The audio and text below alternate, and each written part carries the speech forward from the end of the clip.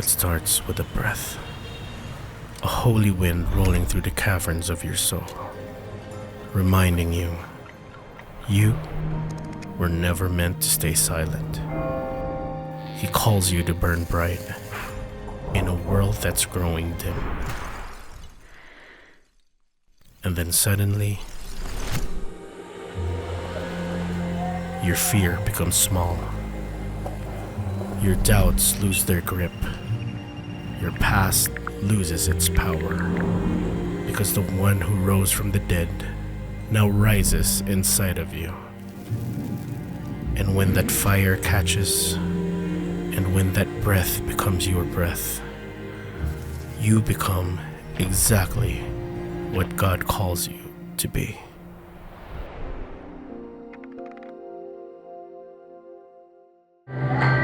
Good afternoon, everyone. Good afternoon. Yeah, much better. Yeah, mas malakas. So today, as we start our discipleship day or D-Day for this afternoon here, I hope na lahat po tayo ay nakarest from where we are. Tayo po ay nakapahinga. Yan. And from those at the back, pwede po natin i-occupy yung space in the front. Yan, para yung mga pupunta mamaya ay sila, diretso na sila sa so we can occupy our space in front.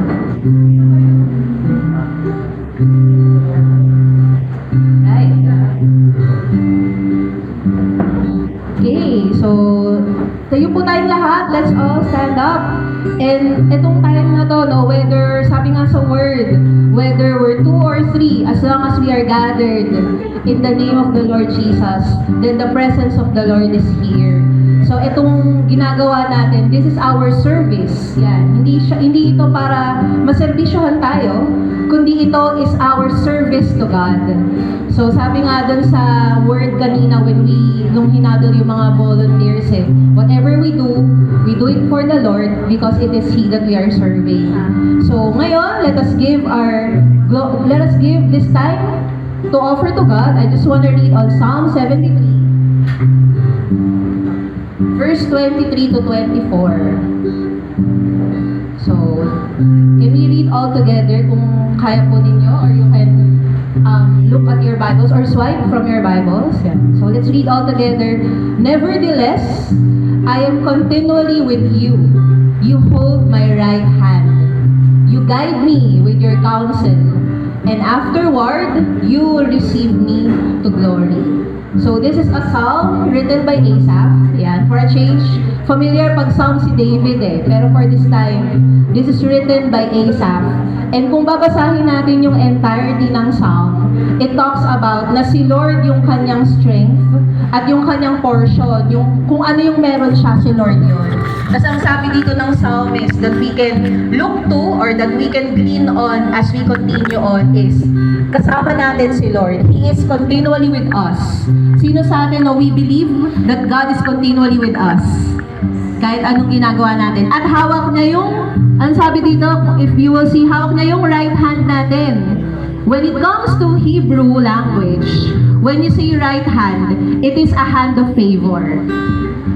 So kapag mababasa niyo sa Bible, hawak mo ko Lord with your righteous right hand. Ibig sabihin nito, hinohold ka ni Lord in an act of favor.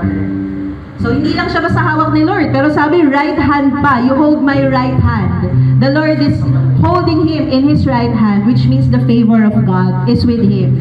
You guide me with my counsel, and afterward you will receive me to glory. So today, church, as we offer this time to worship God, let us remember that God is with us continually. Ang desire natin, i-hold niya yung right hand natin. An act of favor to God. And may He continue to lead us and to guide us with His counsel. So all together, let's worship God through songs of praise.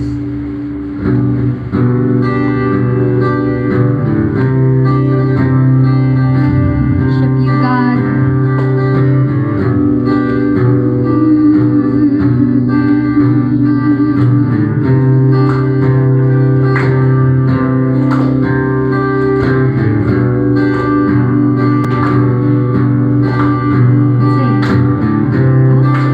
Eyes on you, my only hope is you.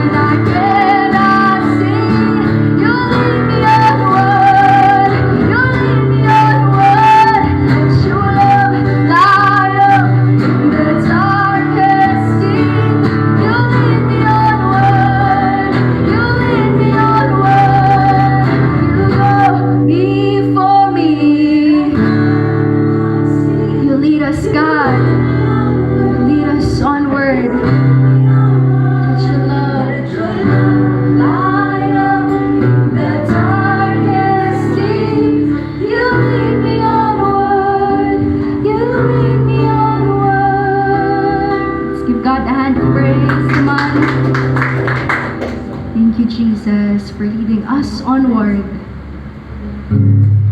Lord, we press on to the call that you have given us. We press on to the call that you have given us to go and make disciples, to proclaim your word, God, wherever we are. Salamat, Panginoon, dahil ang banal mong Espiritu is here with us. And truly, Lord, we make room. We make room for your Spirit. We ask you, God, to fill us. And the infilling of the Holy Spirit shall happen today to your people. We do not just make room for your Spirit, for you, Holy Spirit, but there is a room for those people na hindi ka pa kilala, to those people who are lost and will be back, God, to your arms, to your home, to our home. We have the chairs, Lord, so we can see those chairs that we have. That is a room that you have made for your sons and daughters to come back to you. As your church, as your people, use us, consecrate us, for you have set us apart for your purpose, God. And as we worship you, we remember that. And you are instilling that to our hearts, God. Sing. As one we lift our voices, our hearts expectant. Oh Lord, breathe afresh on us. New life is breaking open, your joy arising. Oh Lord, breathe afresh on us. We make room for your Spirit. We make room for you to move, laying down every single burden. We decrease for more of you.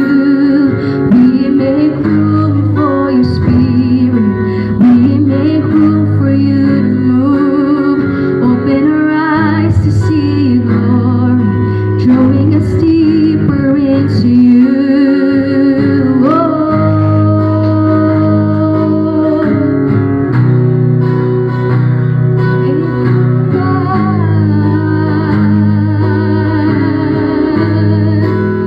Let's sing as one. As one we lift our voices, expectant. Oh Lord, breathe afresh on us.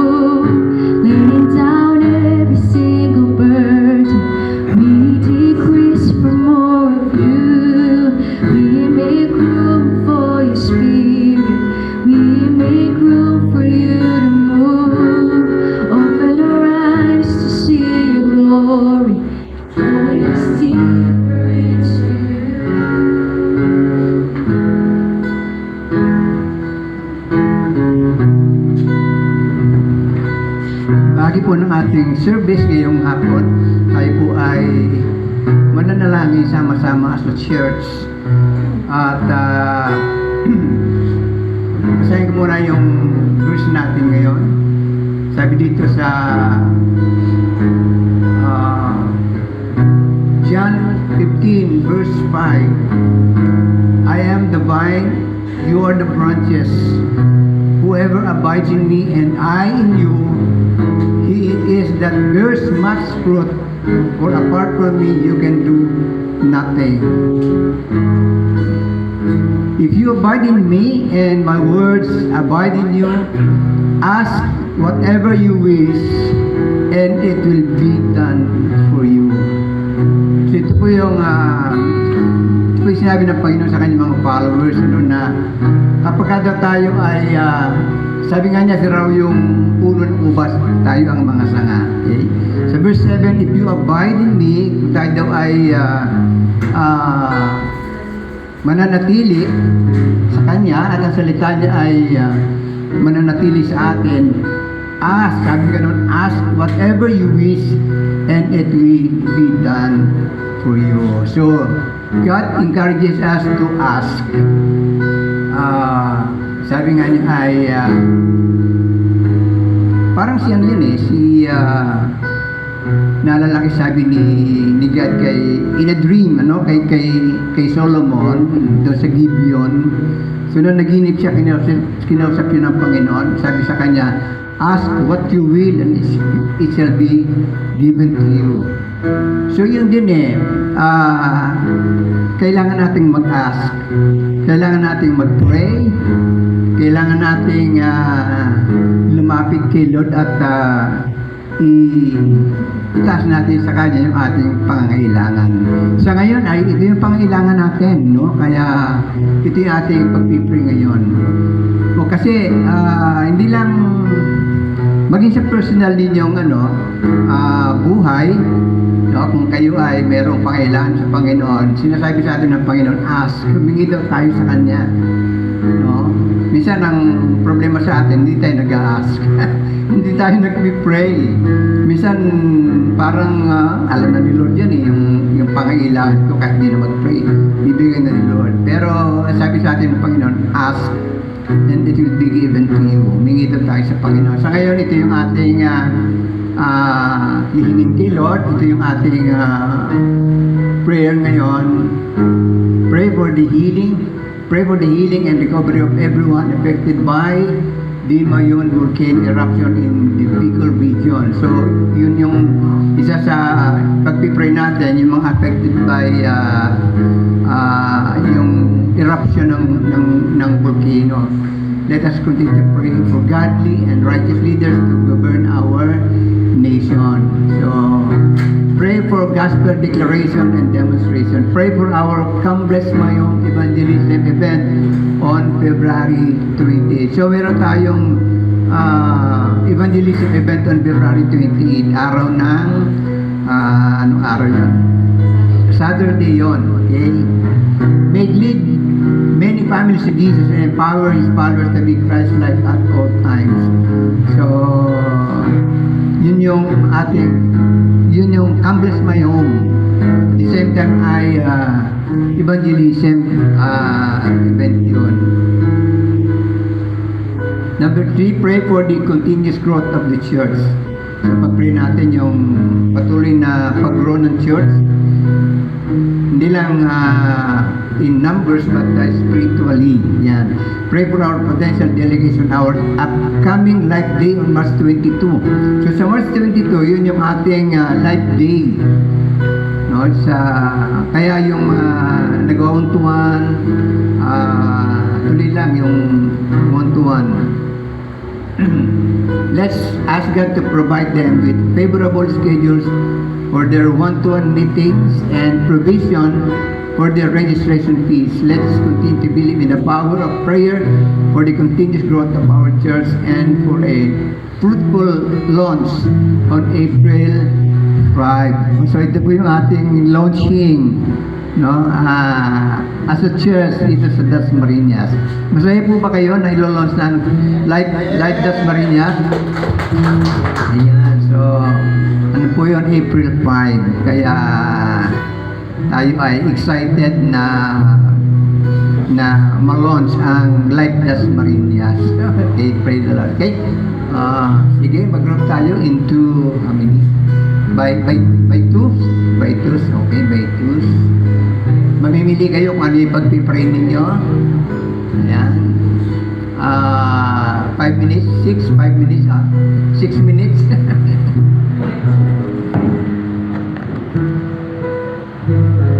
Let's read from Acts chapter 9, verses 1 to 9. Sabay-sabay po nating basahin. But Saul, still breathing threats and murder against the disciples of the Lord, went to the high priest and asked him for letters to the synagogues at Damascus, so that if he found any belonging to the way, men or women, he might bring them bound to Jerusalem. Now, as he went on his way, he approached Damascus, and suddenly a light from heaven shone around him. And falling to the ground, he heard a voice saying to him, Saul, Saul, why are you persecuting me? And he said, Who are you, Lord? And he said, I am Jesus, whom you are persecuting. But rise and enter the city, and you will be told what you are to do. The men who were traveling with him stood speechless, hearing the voice, but seeing no one. Saul rose from the ground, and although his eyes were opened, he saw nothing. So they led him by the hand and brought him to Damascus. This is the word of the Lord for us this afternoon. Let's pray. Lord, nagpapasalamat po kami sa pribilehiyo na marinig ang iyong salita. Maraming salamat, Lord God, pagkat kami ay pinili mo ngayong hapon. Hindi lang, Lord, para maglingkod sa iyo sa D-Day namin, pero higit sa lahat, Lord, kundi para kami ay kausapin mo at ma-encounter ka namin through your word. Lord, we pray that for most of us, o yung iba sa amin siguro, familiar na itong text na ito, Panginoon. Pero Lord, ang iyong salita ay hindi nagbabago at hindi kumukupas. Ito, Lord, ay sapat sa amin. Enough, sufficient, Lord, ang iyong word for us to go through our lives. And Lord, ang prayer namin, after hearing this word, hindi lamang, Lord, maging pangalan ng series naman yung unstoppable, but we will be unstoppable, Lord God, for your mission, for your purpose, for your glory and honor. This is our prayer, Lord. In Jesus' name we pray. Amen. So, pwede na po tayong maupo. And so, good afternoon po, everyone. Good day, as they would say it in Australia. Yeah, so I'm so excited to come back. Though yung bansang po talaga yun ay ano naman po pag nakakarating tayo ng ibang bansa lalo kapag first world country, for some of you na nakapag-travel or minsan iisipin natin na, Lord, kailan kaya magiging ganito yung bansang Pilipinas? Minsan may kita natin sa reels, di ba? Parang pag nasa ibang bansa, ang ganda-ganda. Pero iba pa rin talaga yung hatak ng Pilipinas. Siguro ito kasi talaga yung tahanan natin This is where God really called us to be. And yan, I'm excited to preach for us this word. We are going through our series Unstoppable. Yan, and ang pinaka-goal naman ng Unstoppable is that we will see in the book of Acts how God moved and how the church was birthed. Yan. And I believe for the last two series, or for the last preaching, si Coach Lyra yung nag-preach sa atin about what it means to have a devoted and radical community. Then yung last part naman ng mission series, it's Tito Arthur who preached the word. So thank you, Coach Lyra, Coach Arthur, and everyone. Yan, syempre lahat naman tayo. Minsan nakikita lang natin yung preacher yung nasa unahan, pero really, it takes a team. Kanya-kanya lang tayo ng role, kanya-kanya lang tayo ng pinapagawa sa atin ni Lord. Pero magkakasama tayo whenever we preach the Word of God, whenever we share and we hear the Word of God, we worship Him this afternoon. So we will be going through the life of Saul. Yan, and si Saul, Sa tingin nyo, meron siyang, well, malalim siya in Latin, it's called cognomen. Pero meron siyang ibang pangalan eh. Tingin nyo ba? Quiz yan. Kilala nyo kaya itong Saul na to in Acts chapter 9? Baka kasi mas kilala nyo siya sa mas sikat niyang pangalan. Which is si Paul. Do you know Apostle Paul? Baka mas familiar si Apostle Paul, right? So parang ganito siya, may other name siya. Like for me, ako si Ana, pero ang aking other name is Betty Ann. Revealing it, or Bite, yan. Yun yung kaso ko sa bahay, pag tinago kong Ate Bite, Ate Betty Ann. Ako rin yun, pero ako din si Ana. Like si Eleanor. Si Eleanor ay Eleanor, pero siya rin ay si Nor. So si Saul, hindi nagbago yung pangalan niya nung na-meet niya si Jesus na naging Paul siya. Wherein Saul, yung kanyang Hebrew name, at yung Paul, yung kanyang Roman name. Kasi siya rin ay isang Roman citizen. And nung time na yon, when you are a Roman citizen, isa kang batas. Meron kang karapatang bumoto. Ikaw ay may right na kapag ikaw ay nakagawa ng kaso, pwede nyo ba akong hatulan sa Rome? Yan ang mga appeal pag Roman citizen ka. So, meron siyang dual citizenship. Pero mas ginagamit, mas kilala siya sa salitang sa name na Paul whenever you would read the rest of the Acts. But it's still Saul. Saul is Paul. And galing siya sa Tarsus. Ngayon, breeding threats. Sino ba tong Saul na to? Napaka-controversial niya, di ba?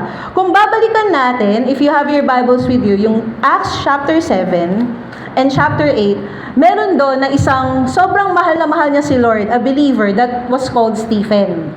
So si Stephen, he was saying na, kasi ang culture ng mga Israelita, di ba, they are waiting for the Messiah to come. Inaantay nila yung kapag sinabing Messiah, Savior, Christos. In Hebrew, Messiah. In Greek, it's Christo, Christus. Inaantay nila yung tagapagligtas. And Stephen, on Acts chapter 7, was saying na si Jesus yung Messiah. Etong si Paul, hindi siya makapayag. Kasi si Saul, nitong time na to, isa siyang religious leader or isa siyang teacher of the law. He knows everything. And sabi niya, sino ba tong Stephen na to na nagsasabi na yung Jesus daw yung Messiah? Ano ba to? Kulto lang ba tong ginagawa? Lahat ng naniniwala dyan sa Jesus na yan, puksain sila. So yun si Saul noon. And again, he was also a very powerful Roman citizen. Triple doctorate degree ang kanyang pinag-aralan. So kung nag-bachelor's na, nag-master's, nag-doctorate, 3 ganon. Yun, ganon lang, kumbaga, kung i-compare natin yung academic degree ni Saul sa time natin, ganon yun, triple doctorate degree. So, he know everything about the law. He know, kumbaga, siguro yung Torah o yung first 5 books of the Old Testament, yung prophets, he know everything. Kaya nung may nagsasabi na may Jesus, na Messiah siya, namatay siya, nabuhay siyang muli, at nagkaroon ng mga tagasunod yon, he was so angry. He was breathing threats. Gusto niyang, at siya yung nag-approve na patayin si Stephen. Kaya pinagbabato hanggat mamatay si Stephen. So he was zealous. Kapag sinabing zealous, hindi ito yung nagsiselos ka, jealous yun. Yung zealous or may zeal ka, ibig sabihin talaga, passionate ka, ibig sabihin talaga, Gina G. Sabi nga ng mga kapwa Gen Z ko, Gina G, no? Ganun yun, pag zealous ka for God. And Saul was thinking, when he was breathing threats, going back to Acts chapter 9 verse 1, that he was doing the Lord's work. Kasi pupuksain niya ang mga kulto na ito, ang false movement na ito. Pero, ang sabi niya, sumulat pa siya, verse 2, asking for letters to the synagogues at Damascus. Damascus was a place na pupuntahan niya. So, may mga synagogue doon, o maliliit na churches. When you say synagogues, gano'n yun, small gatherings of people. So that if he found any belonging to the way, yan na, ano yung the way na yan? Yan ang tawag sa mga Christians during those time. So, disciple, follower ni Christ, the way. So, kung nag-isip ka na ng ipapangalan mo sa life group mo, the way, I want to call ourselves the way. Yan. Kasi, yan. Kasi followers sila ng the way, the truth, and the life, which is si Jesus. Anong sabi niya? Lahat ng sumasamba, sumulat si Saul. Kumbaga, nag-ano siya, kung sa context natin, nag-public post siya sa Facebook. Lahat ng naniniwala sa Jesus na to, itong mga kasama sa The Way, kailangan silang i-bound. Anong ibig sabihin ng bound? Ikadena. Papatayin sila because of their faith. At hindi lang men ha, women din, children pa, lahat na naniniwala. Kanina, what a way to prepare for the message, but I watched the movie Paul, the Apostle of Christ. So, there's a movie on Netflix. May mga iba doon na medyo accurate on what happened in the Bible. Pero what I appreciate about that is may kita mo talaga yung sitwasyon ng mga Kristiyano kasi movie siya eh. So, ginawa nila ng parang ito yung paghihirap ng mga Christians sa Rome during that time. And I can just imagine na during that time kapag Christian ka, ipapatawag ka, huhuliin ka, tapos ilalagay ka sa Coliseum, papatayin ka, and yung Roman candles na tinatawag, ihilera sila sa street ng Rome, susunugin sila. Nakaganon sila. Yung mga Christian, hinuhuli, pinapersecute sila, sinusunog sila. Why? Because they're worshiping Christ. And ang pinaka-amazing ito, si Saul, during this time, and later on, called Paul, he was the one before na nagpapasimuno ng ganon. And I can just remember my story before I met Christ. If you know Pastor Tim is our senior pastor, and nung siya ay nag-share ng gospel sa classroom namin, meron siyang kaklase na ang pangalan ay Ana, na walang ibang ginagawa kundi i-bash siya, sabihin na ang corny ng worship songs, paulit-ulit, ano bang napapala mo sa pagiging Kristiyano mo, ganyan-ganyan. And for me, during that time, lumaki naman ako on a Catholic background, pero yung belief ko noon was, totoo bang may God? So I was agnostic theist at that time. I was asking na, alam mo yun yung you can have all, you can know everything, pero without the encounter of Christ in your life, lahat ng alam natin, lahat ng natutunan natin, lahat ng minana natin na faith sa magulang natin, it all comes down to nothing. Like what happened to Saul. There has to be an encounter. So papunta na siya.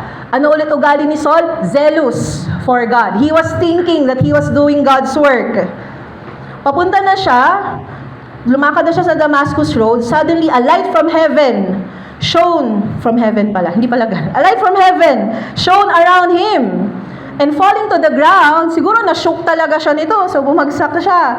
He heard a voice saying to him, Saul, Saul, why are you persecuting me?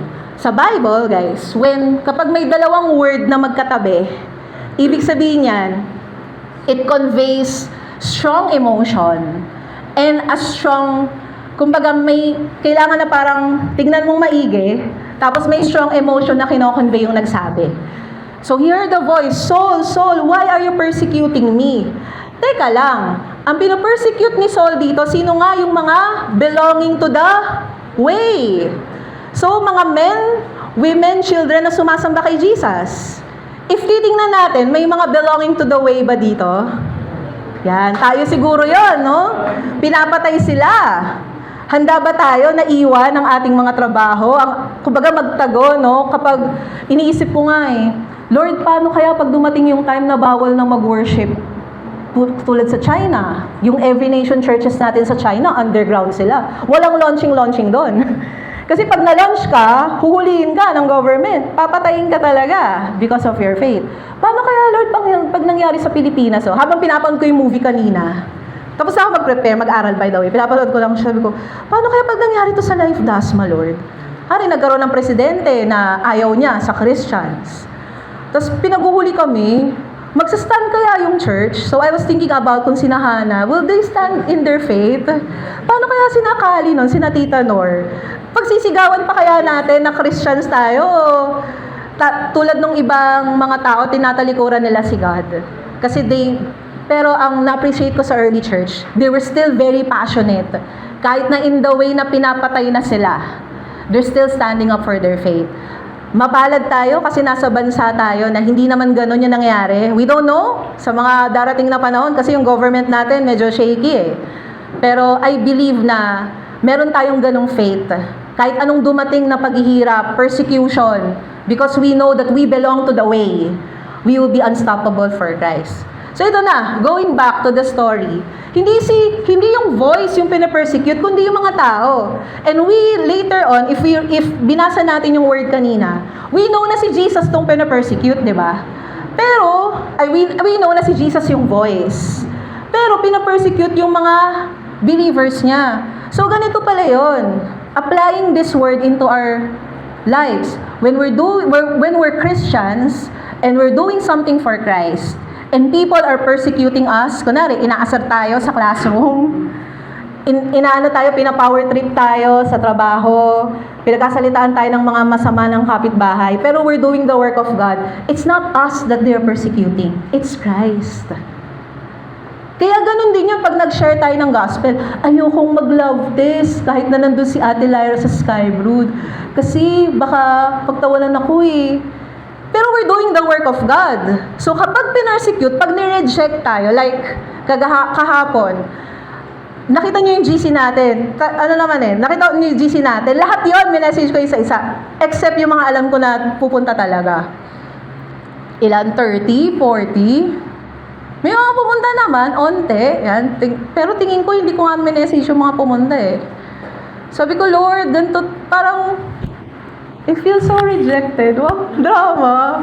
Issue pa naman sa akin yun kasi fatherless ako eh. So, yung rejection times 4, pag gano'n. Pero sabi, habang nag-prepare ako ng preaching, nag-follow up. Sabi ko, Lord, I pray na one day, hindi ko to makita as nireject ako. Maari ngayon, nireject ka for some time, for a time, but we believe that they will accept and that they will hear your word. So, hindi na siya tungkol sa atin. Kaya when we preach the gospel, when we follow Christ, it doesn't become about us, but it becomes about God. So when people are persecuting us, they are already persecuting Christ. Pero ito naman yung maganda. Kapag yung mga tao are blessing us, are pinapakita ng mga tao, no, yung nakita natin in our eyes, kung paano nagmo-move si God, then it's like also a blessing and offering to Christ. So, hindi tayo yung bida. Yun ang, hindi tayo yun, kundi si God yun. Pag may ginawa tayong kabutihan sa kapwa natin, na Kristiyano, or sa kapwa natin, it's as if na ginagawa na natin yung kay Lord. So, ito na, sabi, why are you persecuting me? Sabi nung voice. Tapos, ano sabi niya? Who are you, Lord? Yung Lord na yan, hindi lang yan yung master, pero Lord yan na Yahweh. Kumbaga. So, alam ni Saul, na hindi lang basta-basta tong voice na to. Sabi niya, I am nagpakilala. Grabe si Jesus, no? Pinakilala niya. So Paul encountered the voice of Jesus, and later on we would find out that he had seen the risen Lord sa ibang parts ng Acts. Sabi ni Jesus, I am Jesus, whom you are persecuting. So ito na, pinapersecute yung followers niya, ni Jesus, but it's really the Lord Jesus that they were persecuting during that time. Bihira sa Bible, if you would really scan the Bible, you will read the Bible, bihira na magpakilala si Lord sa isang sinner. Usually, yung encounter niya sa believer na. Like si Martha, or if you would see in the New Testament, no, kapag si God yung nag-speak, or in the Old Testament, usually yung believer, usually Abraham level type of faith, David. Pero ito, sinner. Pero nagpakilala si Lord sa kanya na, I am Jesus, whom you are persecuting. So, pinakilala ni Jesus yung sarili niya. Pero on verse 6, but rise and enter the city. Ang galing, no? Kasi na-amaze talaga ako sa pagkakasulat ni Dr. Luke or sa path, sa encounter. Kasi hindi sinabi na, I am Jesus, whom you are persecuting. Pero ang sabi niya, bumangon ka. Kasi he has fallen to the ground. Enter the city, pumunta ka ng Damascus, and you will be told what you are to do. Teka, pupunta siya ng Damascus kasi, anong gagawin niya? Meron siyang mga huhulihin at pagpapaslang-paslangin. Pero bakit si Jesus, sinasabi niya, pumunta ka pa rin dun sa city. You rise up and you enter the city. So there must be something that will happen to Saul during this time. So, nangyari, the men who were traveling with him stood speechless, hearing the voice but seeing no one. So, narinig nila yung voice, most probably, as we can see here, pero wala silang nakita. So, siguro parang nag-echo yung voice, maraming debate regarding this. Pero, ang clear na study is, yung nakarinig ng exact words, o yung exact is si Saul. So ito na, Saul rose from the ground, bumangon na siya, Pero, although his eyes were opened, he saw nothing. Sabi ng iba, pwede na bigla kasing nag-flash yung ilaw. Di ba, the light shone from heaven. Bigla nag-flash yung ilaw, baka nagkaroon siya ng light blindness. Have you ever encountered na minsan kapag nasa arawan tayo, tapos matagal tayo nakatitig sa araw, tapos pumasok tayo sa bahay, di ba minsan parang malabo? Sinasabi ng iba ganun. Pero, what's weird on this is that 3 days siya na walang paningin. They led him by the hand. Yung mga kasama niya na mga persecutor din, mga minions niya, wala siyang makita eh. So, bukas yung mata niya, he was blind. And for 3 days, he was without sight. And he neither ate nor drank. Pwedeng nagpa-fasting siya, ito yung nagpe-pray. Kasi religious naman si Saul eh. Pero hindi lang to basta light blindness, kundi it must be something. Pwedeng na-encounter niya talaga si Jesus, kaya yung physical eyes niya talaga. Pero, sabi nga ng iba, ako, I believe na doon sa 3 days that he's fasting, he's praying, hindi man makakita yung physical eyes niya, pero yung spiritual eyes niya yung na-open. Paano natin nalaman yon? Kulang kasi yung nakapost, yung bidasa natin. So, ituloy natin sa verse 10. There was a disciple at Damascus named Ananias. Yeah. Ananias. Sabi, yung name na Ananias is nanggaling din siya from the name Hananiah. Si Hananiah, isa siya sa 3 friends ni Daniel. Yan. So, yun. Nakalimutan ko yung meaning ng Hananiah, pero Ana, yan. Ananias. Yan. Magkakatukayo tayo. So, again, si Ananias, tandaan natin siya ay disciple. Disciple si Ananias. The Lord said to him in a vision, Ananias. Pwedeng ganun. Hindi ko alam baka kung ganun yung pagkakasabi ni Lord. Tapos ang sabi niya, Here I am, Lord. Balik tayo sa response ni Saul. Nung narinig niya yung voice ni God, anong sabi niya? Who are you, Lord?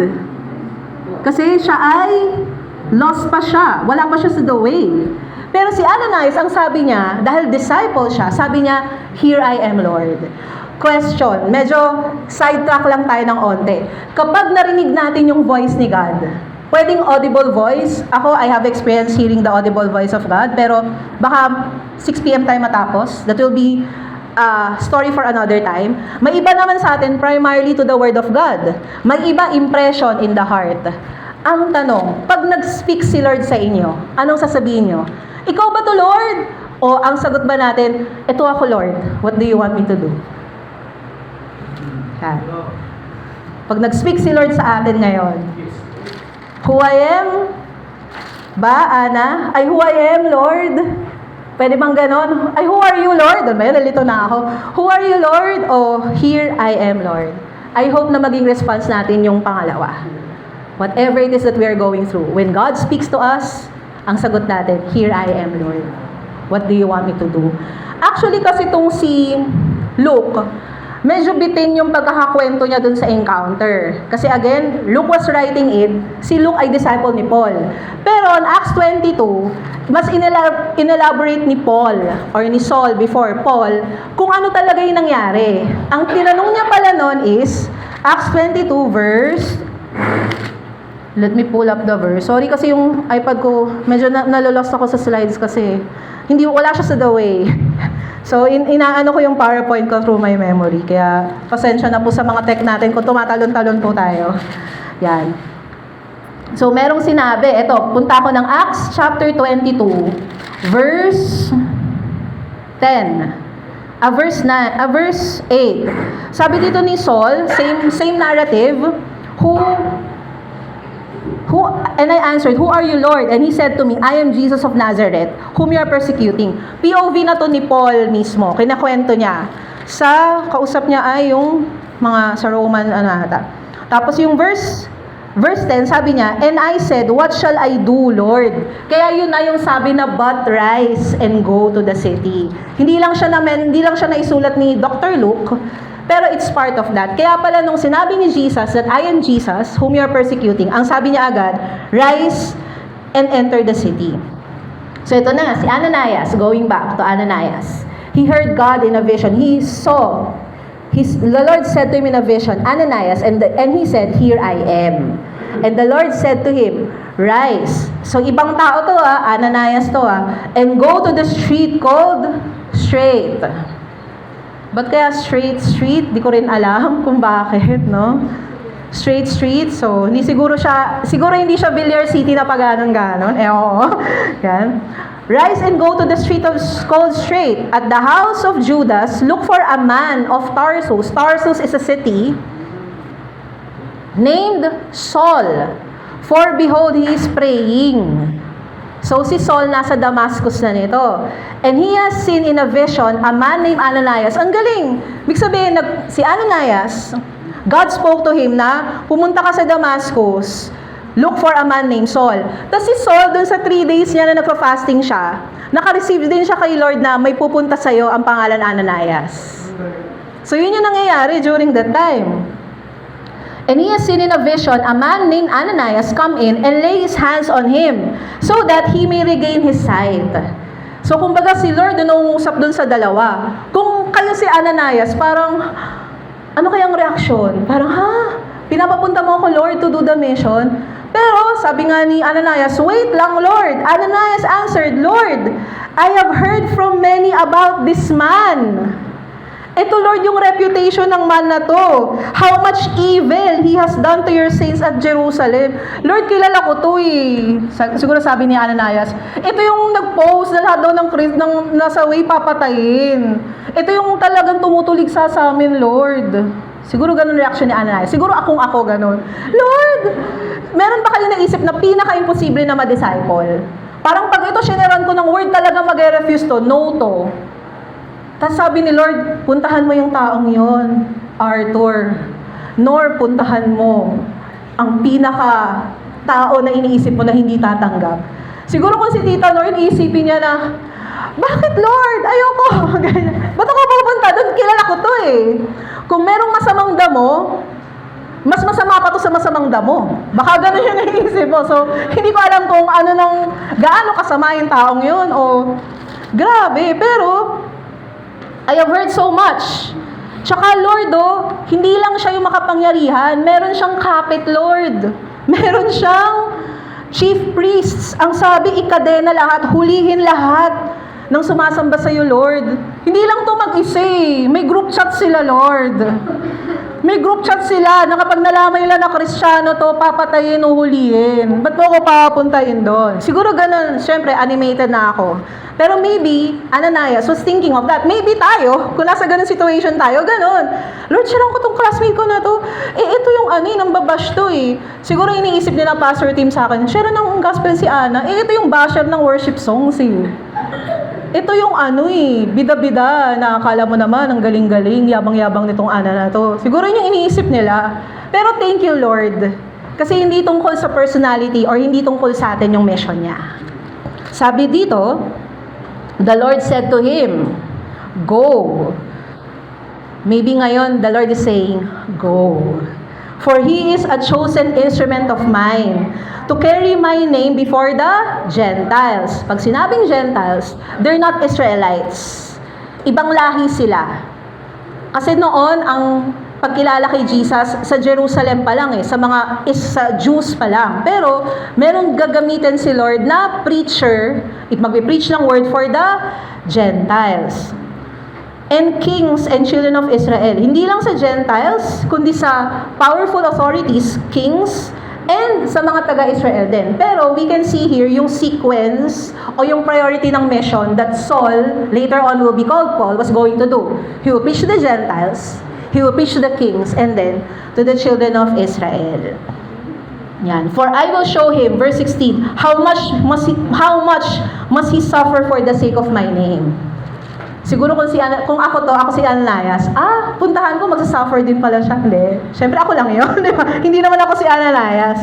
Pero pinakita dito ni Lord kay Ananias na, puntahan mo tong tao to because I have chosen him to be my instrument. Not others' instrument, but Jesus' instrument. So, ito na. Ano kayang reaction ni Ananias? If kayo si Ananias, gagawin nyo ba? Puntahan yung pinaka tumutulig sa mga Kristiyano at ilay hands. Anong sitwasyon ni Saul nito? Bulag siya. So he was at his most vulnerable state. Kung tayo ay masamang tao, di ba? We will take advantage of a person kapag vulnerable siya, di ba? Bakit yung pagpipray ni Ananias, si Paul mag-regain siya ng strength niya? Kung hindi nangusap ang Lord sa kanya, hindi siya nag-obey. Pero ang ganda on verse 17, ang sabi ni Ananias, he departed and entered the house. And laying his hands on him, he said, anong sabi niya? Anong ginamit niya? Brother Saul. Hindi niya sinabi na, Saul, the persecutor, Saul, the killer of Christians, of those belonging to the way. Pero tinawag niya as a brother.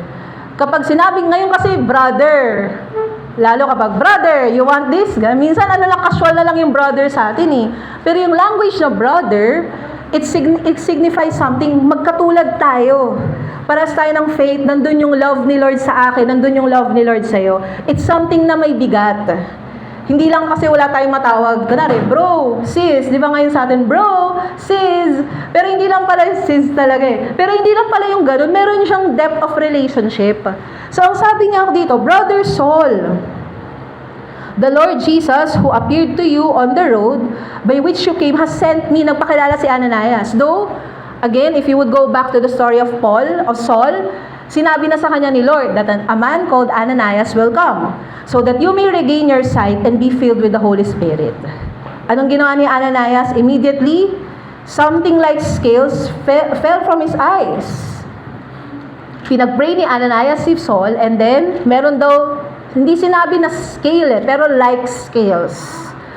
So, siguro parang siyang crumbs, I cannot imagine. Yung parang sa grayscale, sa may mga ketong, siguro parang ganon, I don't know. Pero, pwede namang, siguro, una ko kasi naisip dito, yung kaliskis ng tilapia eh. Baka biglang, gumanon ba yung itsura nun? Hindi ko alam, pero may something na nakabara, na nag-fall from the eyes of Saul. And he regained his sight. Pwede, teka lang, balik tayo ng onte. Bakit pa kailangan na mag-antay ng 3 days? Di ba? Ba't di na lang gumaling si Saul right away? Ba't kailangan pa niyang mabulag?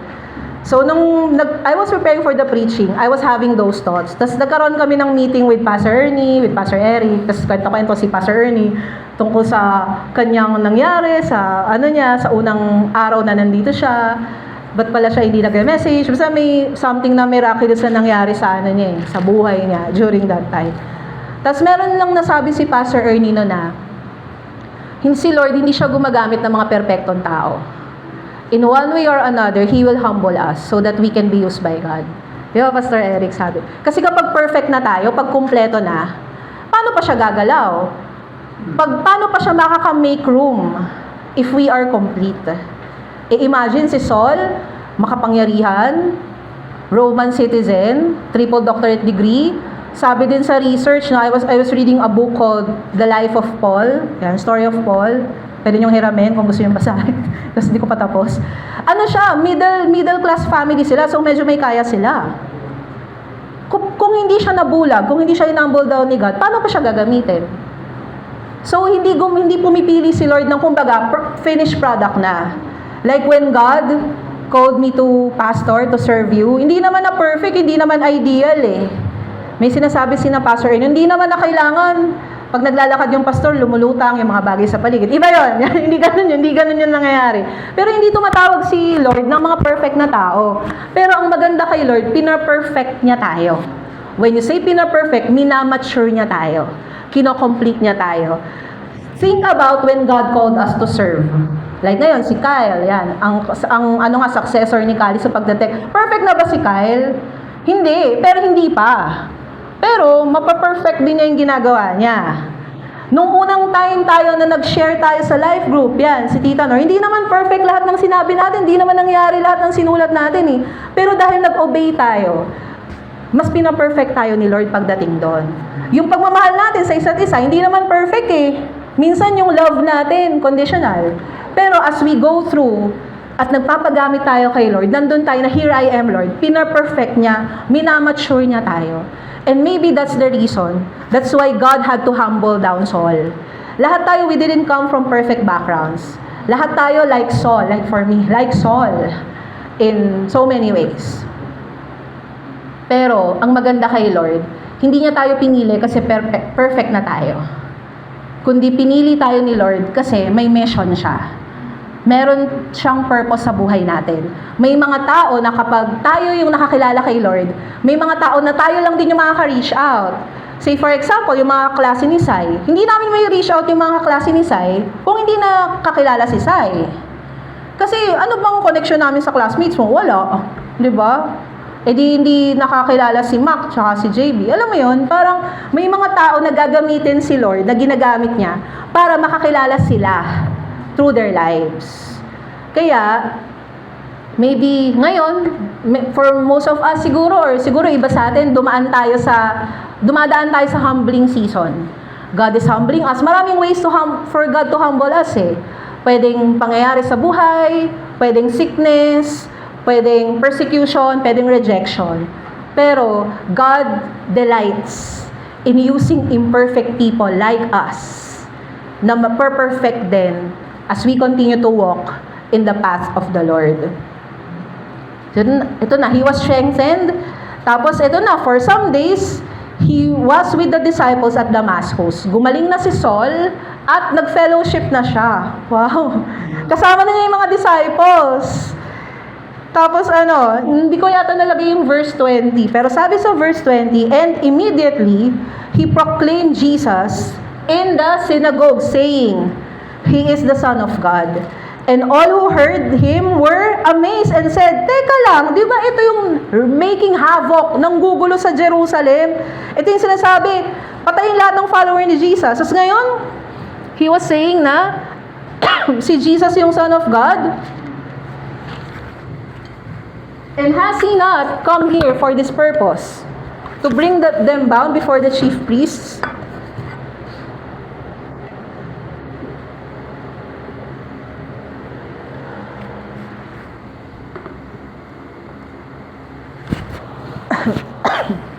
Na-excited. Hindi na modulate yung voice na maayos. Yan. So, ang sabi dito, teka lang, ito yung Saul na to eh. Ito yung pumunta siya ng Damascus para puksain tayo. Para isumbong tayo sa chief priests. Tapos ngayon, itong Saul na to, ito na yung nagsasabi na He is the Son of God. He was proclaiming already that Jesus was the Messiah. Pero si Saul, he increased all the more in strength and confounded the Jews, ibig sabihin ng confound, nilito, who live in Damascus by proving that Jesus was the Christ. When you say confound, medyo nalito na medyo na-shock sila. Ito yung tagal kasing hindi nag-preach eh, so ayan. Ito na yung sinyales na kailangan mag-preach lagi. Sabi dito is, Saul was there. He was supposed to kill the Christians in Damascus. Pero nung na-encounter niya si Jesus, when a disciple named Ananias went to him. Si Ananias, hindi siya church leader, Hindi siya yung pastor. Hindi siya yung level na, si Ananias, pastor to, leader to sa church na to. Hindi, ang sabi, disciple. He was just a follower of Yahweh. He was just a follower of Jesus. But God used him.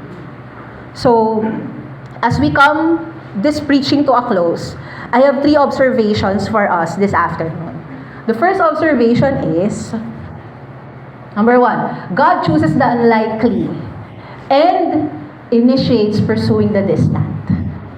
Saul was an unlikely person para maging preacher to the Gentiles.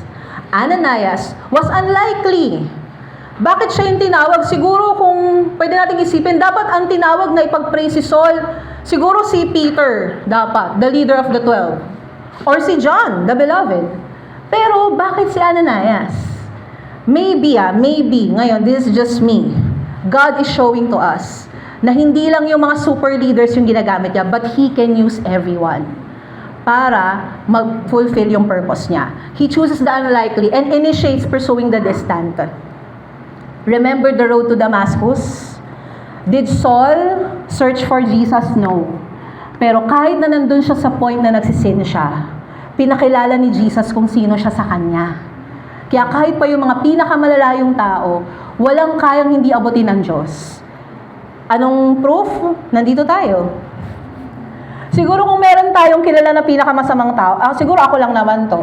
Siguro pwede nating sabihin na mabait naman ako. Pero sa totoo lang, hindi naman natin kailangan masyadong lumayo para isipin sinong pinakamasamang taong kilala mo. Eh di, sarili ko. Ganun. Tayo. Ano ba yung buhay natin bago natin nakilala si Lord?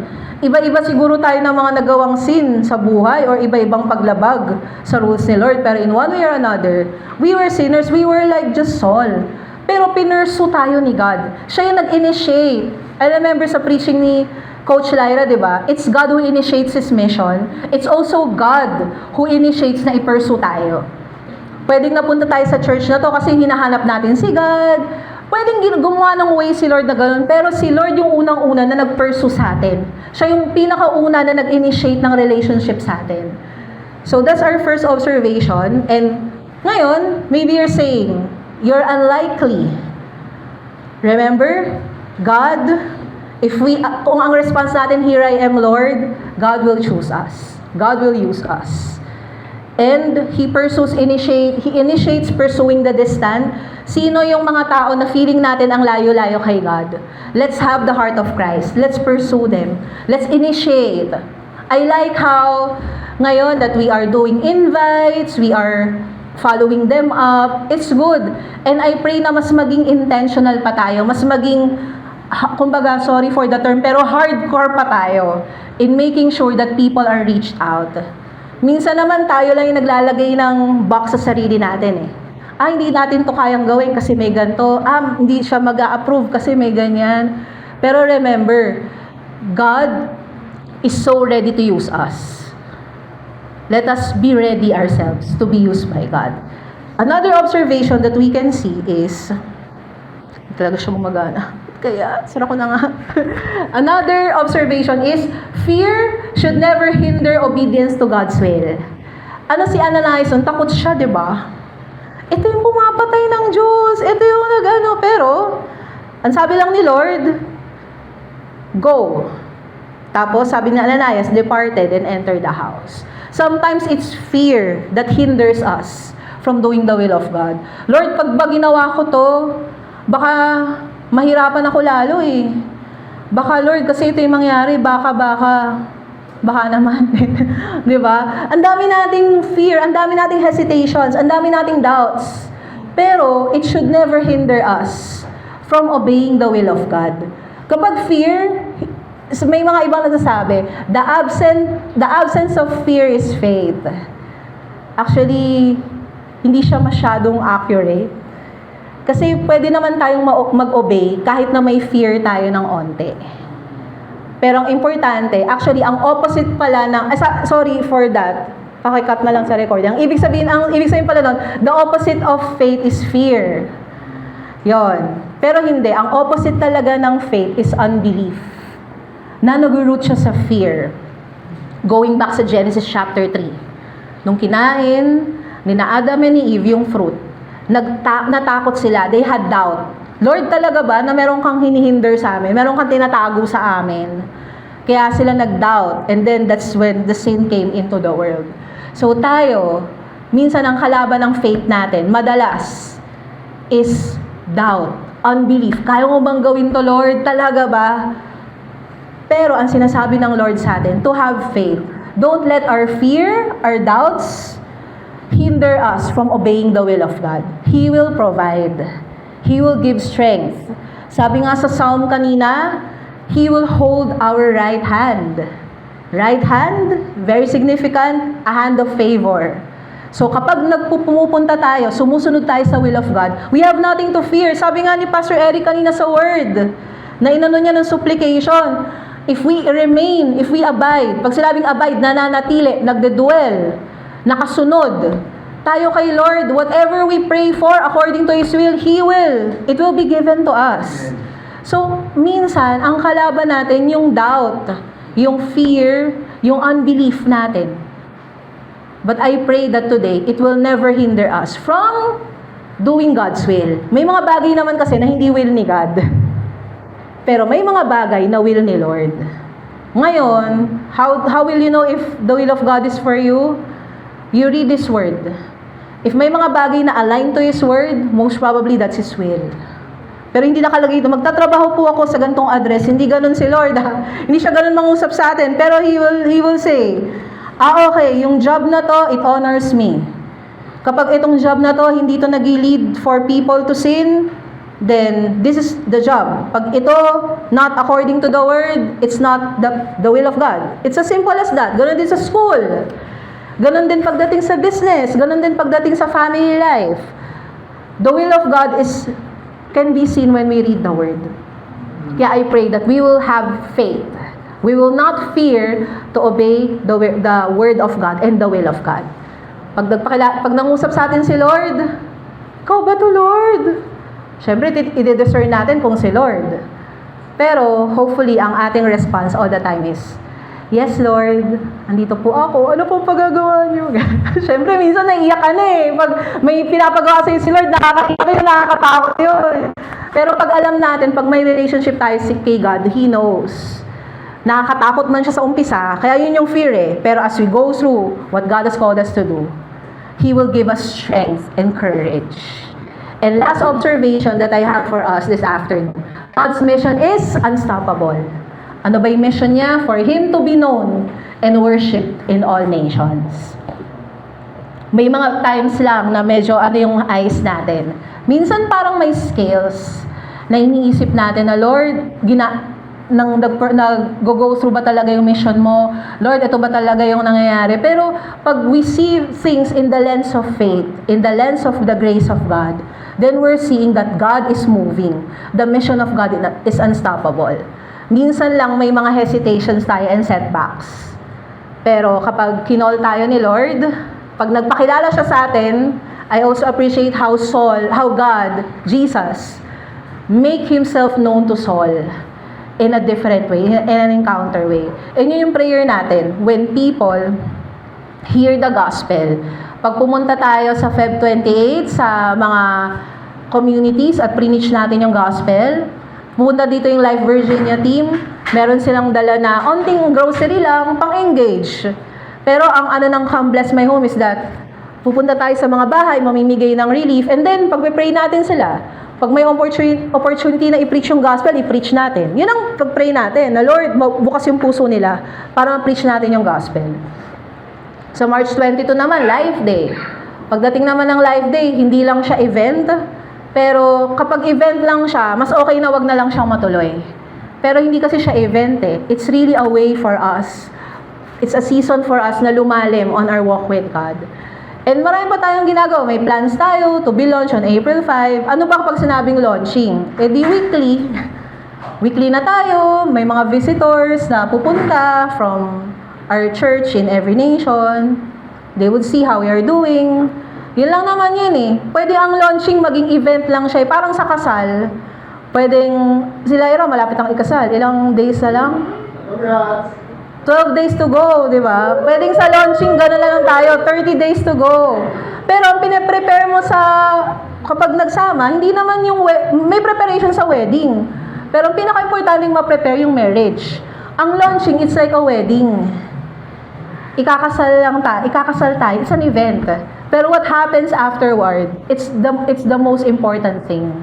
So kung event lang yung launching, mas mabuting wag na lang natin gawin. Pero hindi lang siya event for us eh. It's really something that would usher in the presence of God. And mas magiging stable yung presence natin in this community so that many more people will be reached and will be saved. Unstoppable yung mission niya. Minsan ang mission ni God, hindi yan laging parang, kumbaga sa roller coaster, hindi yan laging pataas. Minsan sa buhay natin, may mga pababa din, pataas at pababa. Pero ang importante, we're going through what God has called us to do. And yun yung mission ni God. And how do we apply? What shall we do from the 3 observations that we have? Since God's mission is unstoppable, stop playing it safe. Wala nang safe dito, Life Dasma. Wala nang ano-ano dito. Parang, kumbaga, tama ba? Apak ba ako dito? Parang, hindi na, let's go! Unstoppable yung mission ni God eh. Mag-trust tayo sa Kanya. That as we go and have faith. Yung paglipat nga natin dito eh, gumanon ba tayo? Ganon-ganon. Yung pastor nyo kasi medyo tentative eh. Kung san-san patuloy tayo na palayas, patawarin nyo na ako Ganon-ganon kasi. Ganito ba? Sunod ba? Hindi. And yung mga leaders natin, hindi na to time. Naalala ko si Tita Nor on a meeting. Hindi na natin deserve na mag-per-use. Parang yung feeling ko nun, parang, Lord, ganun talaga. Wala na, let's go. And ano nangyari? Nag-step out tayo in faith. God provided. Diba? May mga bagay ba tayong ginawa na hindi na natin inisip, kinalculate lahat. Hindi siya calculated risk, pero we really went for God. Ano nangyari? Importanteng mag-plan importante yon. Importante na tingnan natin yung i-count natin yung cost, pero may mga pinapagawa sa atin si Lord na we really have to not play it safe. So as we not play it safe for this time, i-pursue na natin yung mga unlikely and distant. May mga naisip ba kayong unlikely to be saved? May naisip ba kayong mga distant ng persons kay God? I-pursue na natin sila, ipakita natin sa kanila yung heart ni God. Mag-obey na tayo kay Lord right away. Sabihin nyo nga, right away. Even when you're afraid. Kasi if you will read nga yung mga Psalms may mga time doon natatakot si David. Pero anong sabi niya? I'm afraid, Lord. Ito yung binabash ako ng mga persecutors ko. Sabi ni David, but I put my trust in you. When I am afraid, I put my faith in you. I believe that you are Abba, that you are God, the maker of heaven and earth. And we will see the miracles of God. Nothing grows in safe zone, mga kapatid. Nothing grows in comfort zone. Sometimes comfort and safe zones become constricting zones.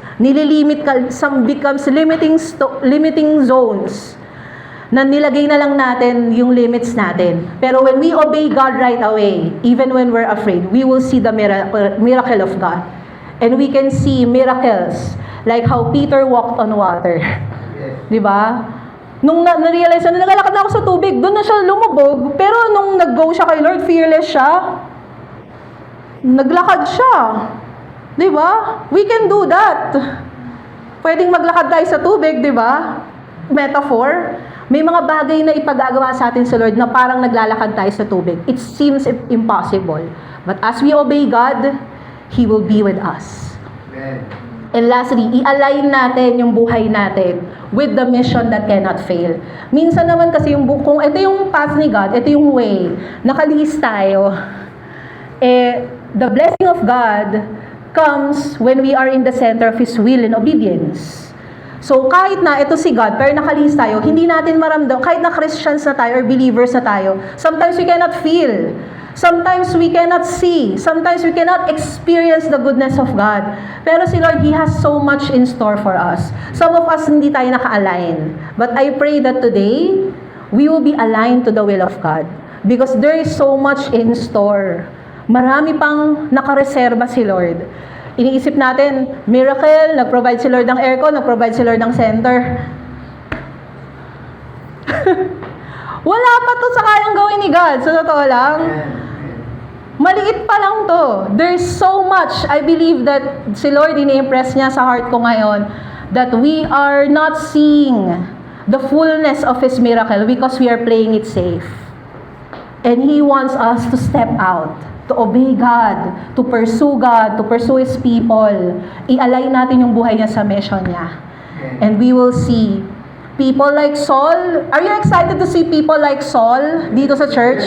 Na magiging mababago sila, mga ganon. Tapos they will be known Paul. Kasi ba't nga ba mas common na gamitin yung Paul? Kasi mas common yun sa mga ni-reach out niya, sa Gentiles Paul kasi sa Roman name, hindi ko na-mention. Pero excited na tayo, no, to see Saul. Are we excited to see Ananias, na disciple sila, hindi kailangan na full-time sila, hindi kailangan na may ganito sila, pero pag pinag-pray nila yung may sakit, gumagaling. Are we excited to see people na iba yung thinking nila on this, parang church sa Damascus, na itong Paul na to, pero anong nangyari? Saul increased all the more in strength. And ang daming na-save na mga Jews doon, ang daming naging Christians because of his testimony. Are we excited to see that in our church? Let's all stand up and let's pray to the Lord. Na hindi na to safe space, hindi na to safe zone. Mag-move tayo radically as we have devotion kay God. Let's move radical. Let's take steps, radical steps for us para makilala ng mga tao kung sino si Jesus sa community na to. Marami pa tayong mga chairs that are empty. Marami pa tayong mga life groups sa sin zone tayo. Marami pa tayong mga pina-follow up na hindi nga minsan inbox eh. Pero bakit may church dito si Lord? Bakit may Life Dasmariñas dito? Pwede namang wala, di ba? Pero, again, may purpose si God. Parang kung paano pinili ni God, ni Jesus, si Saul, to be a chosen instrument to the Gentiles, I believe that we are here for a purpose. We are here for a mission. Tulad ng binigay yung grace kay Saul to reach out the Gentiles. Si Peter kasi apostle siya to the Jews. Pero si Saul, na most commonly known as Paul, became an apostle to the Gentiles. I believe na ganon din tayo. Maraming churches around us. Pero God has a specific purpose and calling for us. The question is, will we say, "Here we are, Lord"? Will we obey to the command, "Go"? Wait tayo, Lord, we thank you for this time. We thank you, Lord, for helping us to see yung goodness mo, Lord, yung greatness mo in the life of Saul, in the life of Paul. Lord, patawarin mo kami kung may mga times that we are playing it safe. Kailangan, Lord, calculated lahat. Kailangan, Lord, everything goes according to plan. Lord, may mga bagay na hindi namin alam kasi, Lord, kung paano kakikilos eh. Sabi mo, Lord, sa word mo, your thoughts are not our thoughts and your ways are not our ways. So, Lord, patawarin mo kami kung may mga times na inuunahan ka namin, na hindi kami nag-o-obey sa'yo kasi ganito, kasi ganyan. Pero, Lord, ang prayer namin is that we will be like Ananias. May fear man kami. Pero, Lord, when we hear your voice, we say, "Here we are, Lord." Lord, I also pray that we will be like Saul in a way, na nung talagang na-encounter ka niya, Lord, na wala yung triple doctorate degree niya, Lord, yung pang-persecute niya sa mga Christians, na wala yun, but He says that you are the Lord Jesus, that you are the Messiah. I pray, Lord, na hindi masayang yung change lives na meron kami, na binigay mo na sa amin, para ma-preach namin sa mga tao, Lord, kung sino ka. Na binago mo kami, Lord, na dati ito yung buhay namin, but you have changed us, Panginoon. Dati, Lord, from darkness kami, but now we are brought into your marvelous light. So, Lord, we pray for more people na maging ganun yung testimony nila, Lord. And Lord, we are excited that you're going to use us. Unlikely, before distant to you, but Lord God, by the power of your Holy Spirit and with your love for us, we believe, Lord, that you can use us. And Lord, thank you even for us na nandito ngayon. Alam ko, Lord, na yung bawat isa sa amin, you have called us for a purpose. You have called us to reach people that the others cannot reach. I pray, Lord, na wag na kaming mag-play it safe. That we will go, we will align our lives to your mission, and we will continue to preach you, Lord Jesus, and you alone. Lord, maraming salamat po sa Life Dasma, Lord. Maraming salamat, Lord, sa center na to. Maraming salamat, Lord, dahil nagsasend ka ng workers, ng leaders sa church na ito. But Lord, we pray that you will also send us, you will draw us disciples like Ananias. They have no title, but when they pray, when they obey, signs and wonders happen. And Lord, we are excited to see marami pang mga miracles na gagawin mo on this church. Lord, na magkaroon, Lord, ng transformation. And Lord, I pray, dahil ang aming mission statement is love God, love people. May mga tao, Lord, na mahirap talagang mahalin. May mga tao, Lord, sa buhay namin na parang unlikely to be saved, unlikely to hear na makinig sa amin. But Lord, I pray na wag kaming sumuko, wag naming i-box yun sa mga sarili namin. Kundi, Lord, wag kaming maglagay ng limit sa sarili namin. Kundi, Lord, ipag-pray namin na i-empower mo kami lagi so that we are going to preach your word and your word alone. Maraming salamat po, Lord, for the beauty of this church. fellowship, Lord, the way. Ika nga. Maraming salamat, Lord, because we are not following you alone. But we are together with your church community, laughing with together, serving together and one another, crying, believing in faith with one another. And Lord, what a privilege it is that we are knowing and loving you ng magkakasama, Panginoon. Hindi kami karapat-dapat na piliin, Panginoon, pero maraming salamat pagkat kami ay pinili mo para maging part ng church na ito. Maraming salamat po, Lord. Mahal na mahal ka namin. Ito po ang aming panalangin sa pangalan ni Jesus. Amen.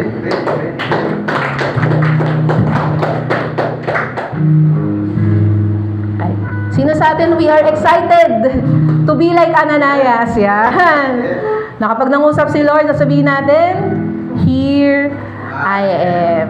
And now, in our time of, as we worship God kanina, we worship God through songs of praise. We worship God through the Word, hearing the Word. We worship God through supplication, through prayer. And now, we're going to worship God in our time of giving. So let me call him, here he is, our exhorter for giving, none other than Coach Art. Good afternoon. Sino excited magbigay kay Lord? Amen. Okay, I want to encourage you in this verse. Sa Philippians chapter 4, verses 15 to 19. Sabi dito, and you Philippians yourself know that in the beginning of the gospel, when I left Macedonia, no church entered into the partnership with me in giving and receiving except you only. Even in Thessalonica, you sent me help for my needs once and again. Not that I seek the gift, but I seek the fruit that increases to your credit. I have received full payment and more. I am well supplied, having received from Epaphroditus the gift you sent, a fragrant offering, a sacrifice acceptable and pleasing to God. And my God will Supply every of your according to His riches. Well, si Pastor Alan nag-preach kanina. Sabi ko, Lord, align to this of preaching. Kasi Philippians, ang writer nito is Paul. Si Paul din, na dating so. And then, this time, si Apostol Pablo ay sumusulat na sa Philippians. Kumbaga, nagtuturo na siya on how to give. Imagine that. Sabi rito, yung Philippians, sobrang close kay Paul. Tapos sinabi niya, ina-appreciate niya yung pagbigay ng mga taga-Philippians. Sabi niya, in the beginning of the gospel, ando na yung mga Philippi. Para siyang tinapay, di ba? Tinapay. Pilipay. Para mag-gising tayo, si Hannah ba na dyan? Paborito ko si Hannah. And then, sabi niya, since the beginning of the gospel, pinipreach sa Philippians, kasama niya na yung mga tao dito. From the beginning na pinipreach niya yun. Tapos, in-appreciate talaga ni Paul yung pagbibigay ng mga Philippians. Kasi, nag-initiate na si Paul dito eh. And then, sabi rito, very interested ako dito sa verse 17. Not that I seek the gifts, but I seek the fruit that increases to what? Kay Paul ba yung credit? Kanino? Sino nagbibigay? Okay. There are 3 types of giver. The one is, nagbibigay siya. Or does it makapagbigay siya? Second is, nagbibigay siya kasi nag-expect siya ng kapalit. The third one is, nagbibigay siya kasi masaya siyang nagbibigay. Right? Maganda yung sinabi ng verse 18 eh. A sacrifice acceptable and pleasing to God. So meaning, meron palang sacrifices na hindi pleasing kay Lord. So, ang tamang term pala dito, kamusta yung heart natin when we are giving? Kamusta yung intention ng puso natin kapag nagbibigay? Kamusta yun? are we happy? Kasi para siyang ganito, no? Kapag ako magbibigay ako sa asawa ko, pinag-iisipan ko siyang mabuti. May tao kasi, okay na yan. Pasado na sa kanya yan. Pero iba yung pinag-isipan mo at excited ka na pag binigay mo sa kanya, magiging siyang masaya. Right? Kaya nga sabi ni Lord I am the groom and you are my bride. So tayo pala, kapag magbibigay, kung naman kayo mag-asawa agad, no? Ano lang yun, example lang. Sinasabi ko lang, when you are preparing for a sacrificial giving, sabi nga ni Jesus, nung na-preach natin last month, there will come a time, mag-worship tayo in spirit and in truth. So, ibig pa sabihin, pag nagbibigay tayo sacrificially, naiintindihan natin kung paano pagbibigay sa Diyos. May times kasi na naiintindihan natin siya sa knowledge lang natin. Mas maganda, naiintindihan natin na sasaya yung Lord. It will be sabi rito, a sacrifice acceptable and pleasing to the Lord. Yung pala yung ibig sabihin dito, meron tayong mga bagay na okay na yan, nakapagbigay na ako. The rest of it, sa akin na to. Okay na yan. Mag-aantay ako ng answered prayer kasi nagbigay ako kay Lord. Or, mas maganda yung pangatlo. Ano kaya? Matutuwa kaya si Lord sa binigay mo ito?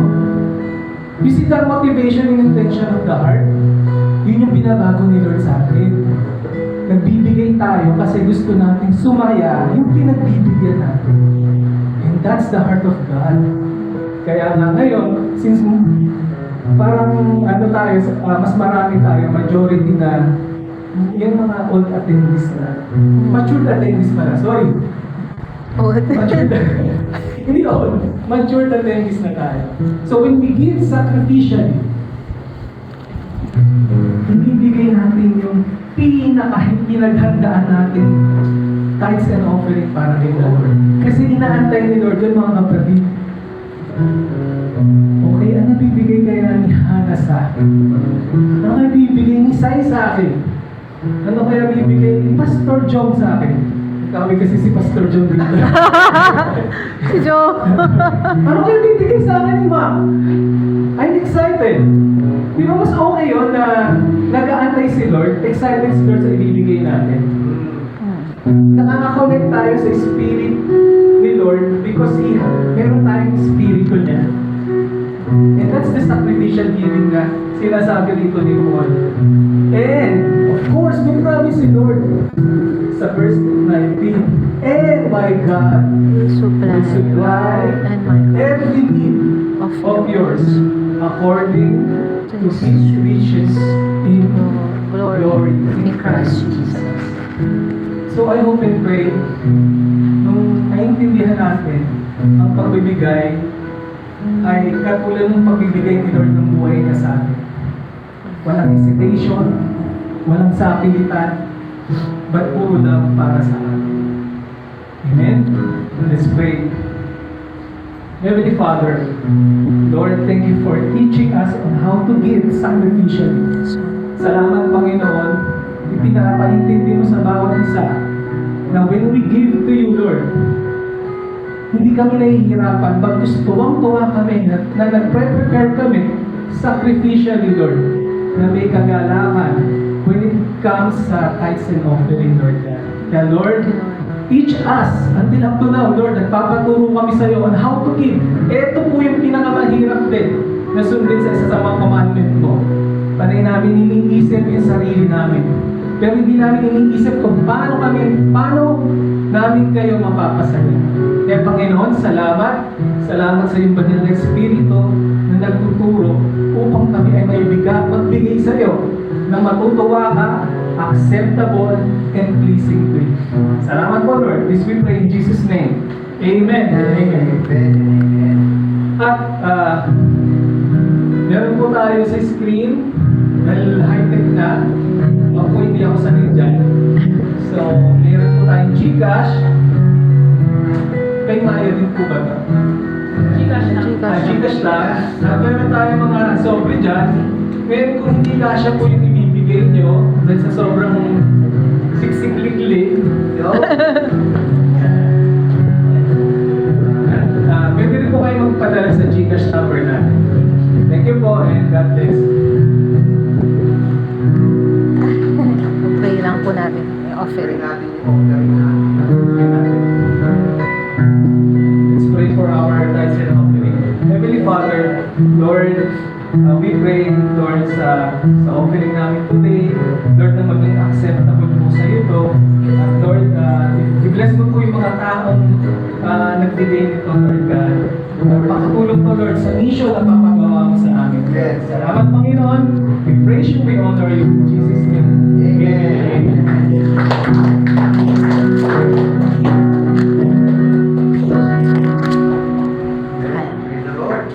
Alright.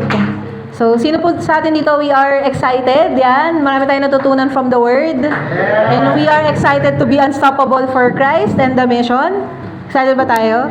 Yan. So, as we close, we are now sent to be unstoppable. Stop playing it safe. Pursue the unlikely, the distant. Obey God kahit na may fear. And i-align natin yung buhay natin. I just wanna pray this blessing to us as we close on Numbers chapter 24, verse 26. The Lord bless you and keep you. The Lord make His face to shine upon you and be gracious to you. The Lord lift up His countenance to you and give you peace. We are now sent to go and be unstoppable for Christ and His mission. That's it. And that's it for our D-Day. Let us have this session. Kung may mga for one-to-one or catch up, we can huddle into groups for us to discuss, no? Kung ano yung one thing that God wants us to do. Yan. Pero if you have your one-to-ones, pwede nyo rin siyang gawin today. So, see you next week. Nabago lang yung rhythm natin. See you next week, March 1. And let's, serve on Feb 28 sa Outreach, March 1. Our missions team from Live Virginia will be here. So that's it, everyone. God bless. Have a great day. Ay, picture po pala kasi nakaabang si Rose. Picture po pala.